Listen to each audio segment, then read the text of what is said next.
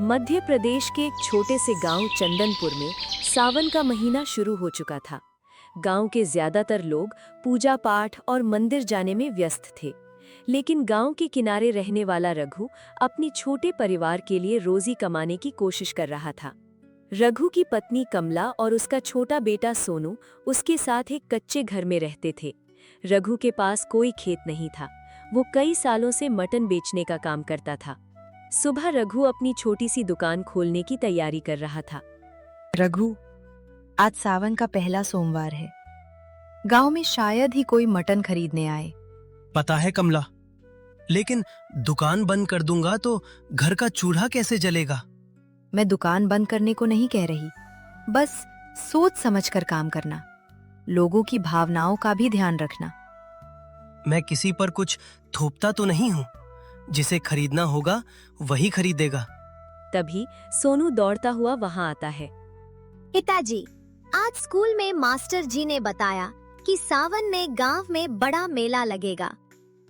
अच्छा, फिर तो तू मेले में जरूर जाएगा। लेकिन मेरे पास नए कपड़े नहीं हैं।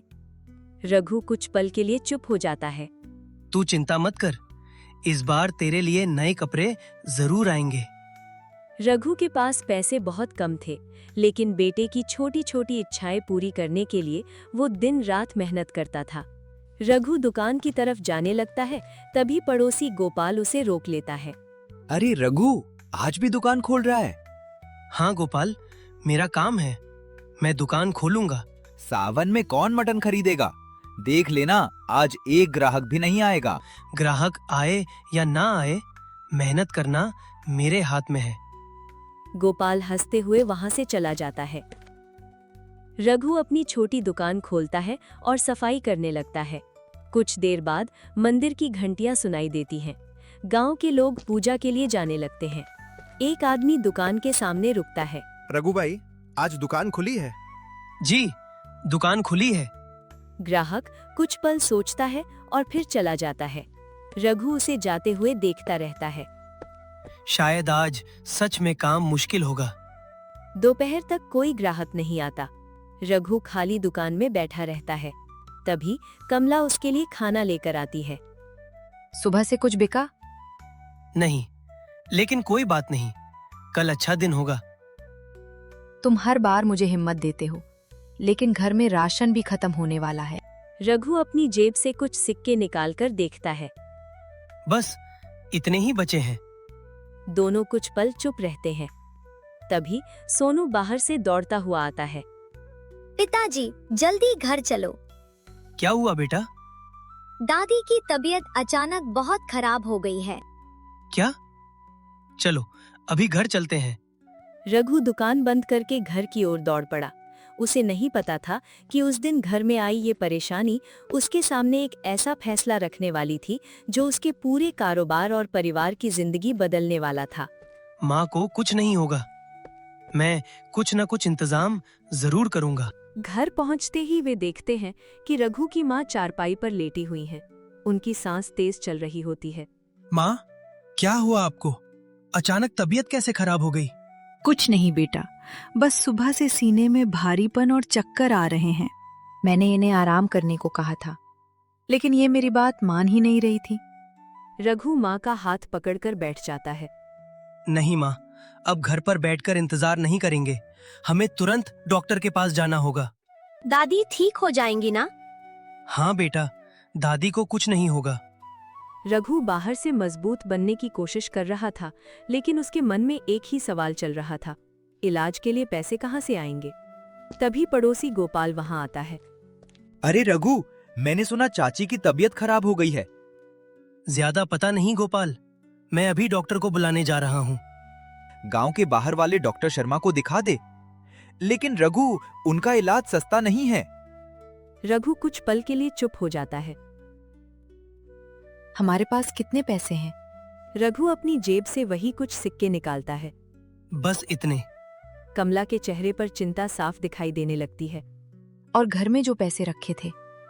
पिछले हफ्ते राशन और सोनू की स्कूल की फीस में खर्च हो गए। सोनू ये बात सुनकर चुपचाप खड़ा हो जाता है। मेरे नए कपड़ों के लिए जो पैसे बचाने वाले थे वो भी दादी के इलाज में लगा देना। रघु बेटे की बात सुनकर भावुक हो जाता है। बेटा, तेरे कपड़े भी आएंगे और दादी भी ठीक होंगी।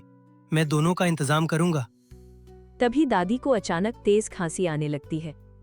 रघु, जल्दी करो, अब देर मत करो। सोनू, तू दादी के पास रहना।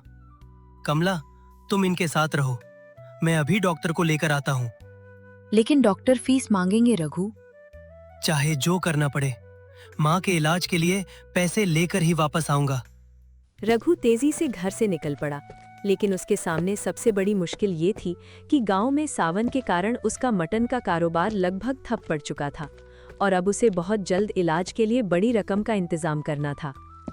भगवान, आज तक मैंने मेहनत से कभी मुंह नहीं मोड़ा। बस आज मेरी माँ को बचाने का कोई रास्ता दिखा दो। रघु गांव के डॉक्टर को बुलाकर घर ले आया। डॉक्टर ने दादी की जांच की। कमला और सोनू चिंता से उनके पास खड़े थे। रघु, इनकी हालत कमजोर है। तुरंत दवा शुरू करनी होगी और कुछ जांच भी करवानी पड़ेंगी। डॉक्टर साहब, कितना खर्च आएगा? अभी दवाइयों और जांच के लिए कम से कम 5,000 रुपए का इंतजाम करना होगा। रघु के चेहरे का रंग उड़ जाता है। 5,000? हमारे पास तो मुश्किल से कुछ 100 रुपए भी नहीं है। डॉक्टर दवाइयों का पर्चा देकर वहां से चला जाता है।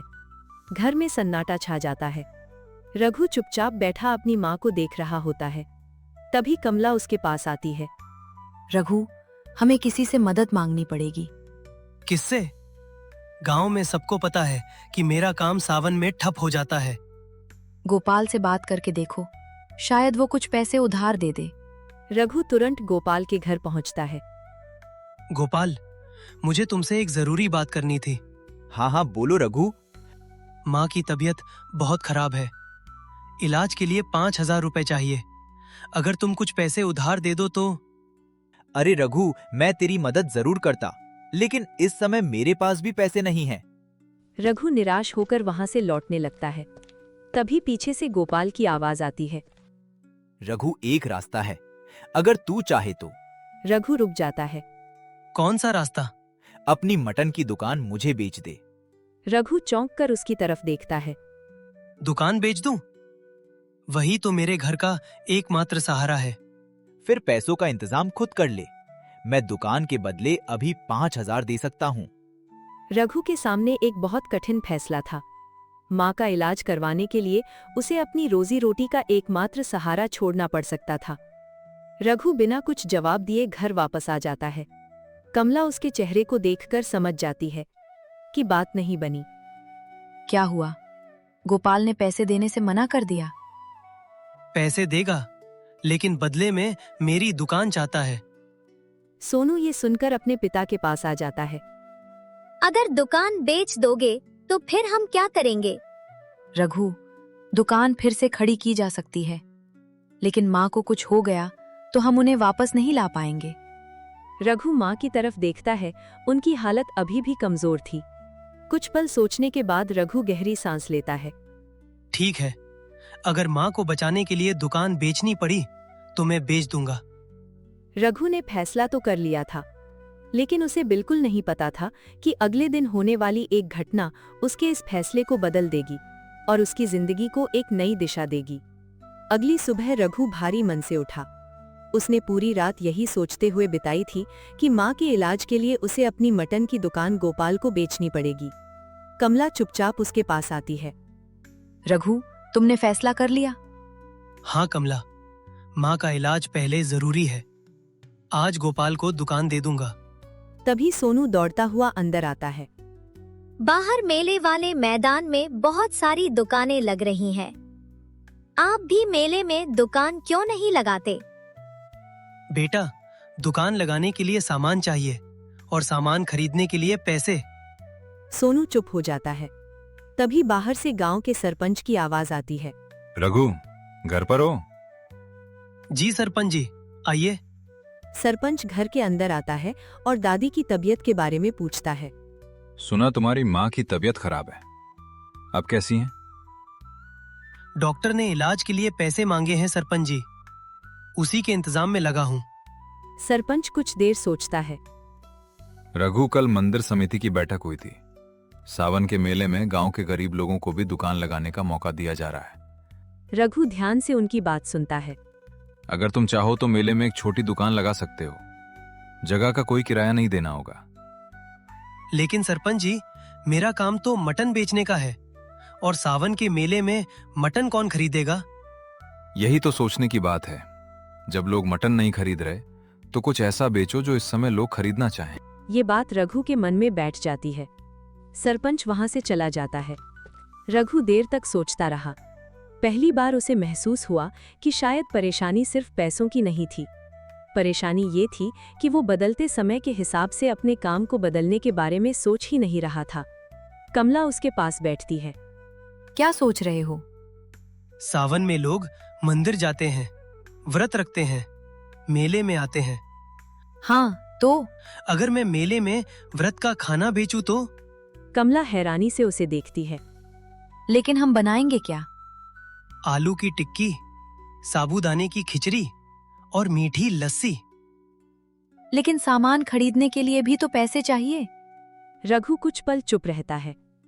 दुकान बेचने से पहले एक आखिरी कोशिश करूंगा। मैं भी आपकी मदद करूंगा। रघु अपनी माँ के पास जाता है और उनका हाथ पकड़ता है। आज मैं दुकान बेचने नहीं जा रहा। मैं एक नई शुरुआत करने जा रहा हूँ।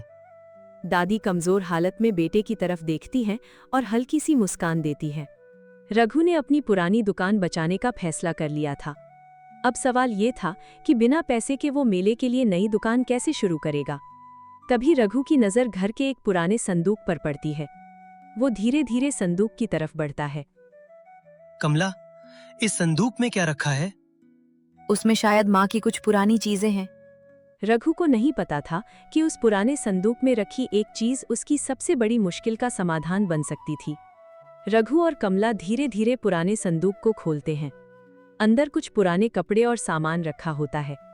कमला सामान हटाते हुए अचानक रुक जाती है। रघु, ये देखो। वो एक छोटे कपड़े में लिपटा पुराना चांदी का कड़ा निकालती है। ये तो माँ का कड़ा है। हाँ बेटा, तेरे बाबूजी ने मुझे दिया था। रघु कड़े को वापस संदूक में रखने लगता है। नहीं माँ, इसे नहीं बेच सकते। ये बाबूजी की निशानी है। निशानी संभाल कर रखने से ज्यादा जरूरी है बेटा, परिवार को संभाल कर रखना। अगर इस कड़े से मेरे इलाज के साथ तुम्हारी नई शुरुआत हो सकती है तो इसे बेच दो। चीजें फिर खरीदी जा सकती हैं, लेकिन हिम्मत और मेहनत का मौका बार बार नहीं मिलता। रघु तुरंत कड़े को बेचने के लिए गांव के सुनार के पास जाता है। उसे उतने पैसे मिल जाते हैं जिससे दादी की दवाइयों का इंतजाम हो जाता है और कुछ पैसे नई दुकान शुरू करने के लिए भी बच जाते हैं। रघु घर लौटता है। कमला, माँ की दवाइयाँ ले आया हूँ और हमारे पास दुकान शुरू करने के लिए भी थोड़े पैसे बच गए हैं। अब हम मेले में दुकान लगाएंगे ना? हाँ बेटा, लेकिन इस बार हमारी दुकान मटन की नहीं होगी। अगले दिन रघु और कमला मिलकर व्रत का खाना तैयार करते हैं। सोनू भी छोटे छोटे कामों में उनकी मदद करता है। देखना रघु, मेहनत जरूर रंग लाएगी। इस बार सिर्फ मेहनत नहीं, हमें लोगों की जरूरत भी समझनी होगी। शाम तक मेले में उनकी छोटी सी दुकान तैयार हो चुकी थी। धीरे धीरे लोग उनकी दुकान के पास आने लगे। भाई, साबूदाने की खिचड़ी कितने की है? रघु कुछ पल के लिए खुश होकर कमला की तरफ देखता है। आइए भाई साहब, अभी गर्मा गर्म देता हूँ। थोड़ी ही देर में दुकान पर ग्राहकों की भीड़ लगने लगती है। सोनू खुशी से ग्राहकों को खाना देने में मदद करता है। देखो, हमारी दुकान चल रही है। हाँ बेटा, आज समझ आया कि मुसीबत आने पर सिर्फ रोना नहीं चाहिए, समय के साथ खुद को बदलना भी सीखना चाहिए। तभी गोपाल वहां से गुजरता है। वो रघु की दुकान पर लगी भीड़ देखकर हैरान रह जाता है। रघु, कल तक तो तुम अपनी दुकान बेचने वाले थे और आज यहाँ इतनी भीड़। गोपाल, कल मैं अपनी मजबूरी देख रहा था, लेकिन आज मैंने उस मजबूरी में एक नया मौका देख लिया। गोपाल शर्मिंदा होकर चुप हो जाता है। उस दिन रघु ने न सिर्फ अपनी माँ का इलाज का इंतजाम किया, बल्कि अपने कारोबार को भी एक नई दिशा दे दी। सावन खत्म होने के बाद वो फिर अपनी पुरानी दुकान चलाने लगा, लेकिन अब हर मौसम और हर त्योहार के हिसाब से अपने काम में बदलाव करने लगा। कुछ महीनों बाद रघु की आमदनी पहले से कई गुना बढ़ गई। सोनू नए कपड़े पहनकर खुशी से आईने के सामने खड़ा था। आपने अपना वादा पूरा कर दिया। बेटा, मेहनत करने वाला इंसान हालातों से हारता नहीं है, वो हालातों के हिसाब से नया रास्ता बना लेता है। रघु की जिंदगी ने उसे सिखाया था कि मुश्किल समय हमेशा जिंदगी खत्म करने नहीं आता। कभी कभी वही मुश्किल हमें पुराने रास्ते छोड़कर एक बेहतर रास्ता चुनना सिखाती है। सीख: मुश्किल समय में हार मानने के बजाय अगर हम समझदारी से अपने काम और सोच को बदलें तो वही परेशानी एक नई शुरुआत बन सकती है।